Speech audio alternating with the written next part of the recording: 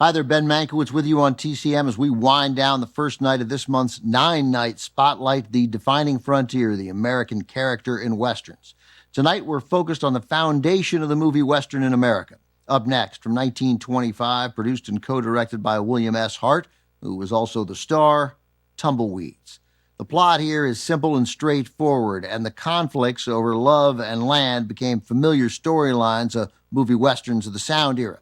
It's 1889, and the Cherokee Strip, a stretch of desirable land controlled by indigenous people, is about to be opened up to homesteaders. Staking a claim on the land is a bit of a free-for-all. Once available, you get in your wagon, hop on your horse, or at least run as fast as you can to claim a choice piece of Western real estate. Understandably, this looming land grab causes significant tension among the locals, cattle ranchers, had used the land to graze their herds. William S. Hart plays a range boss now out of a job, but aiming to grab a piece of the ranch where he formerly worked.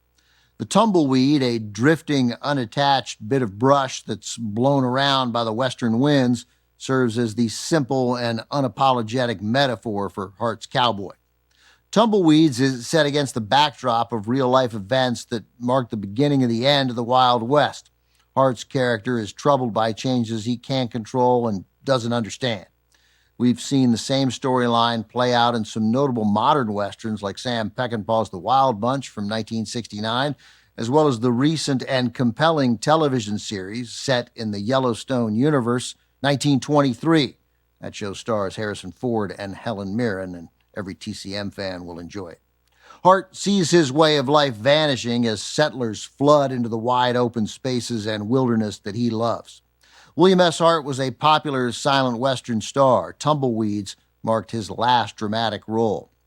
Although Hart's company produced the picture in 1925, the version we're about to bring you is a 1939 re-release, and it features a sound introduction with William S. Hart speaking, which most of his fans had never heard, shot at Hart's Ranch in Newhall, California.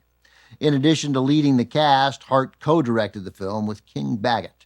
Originally released by United Artists in 1925, this is Tumbleweeds. William S. Hart, much like his cowboy character in Tumbleweeds, felt the effects of societal changes beyond his control.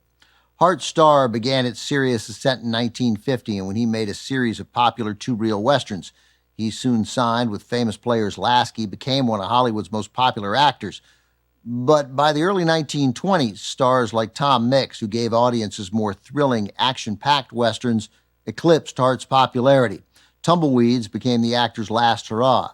His poignant introduction for the film's 1939 re-release serves as his farewell to moviegoers.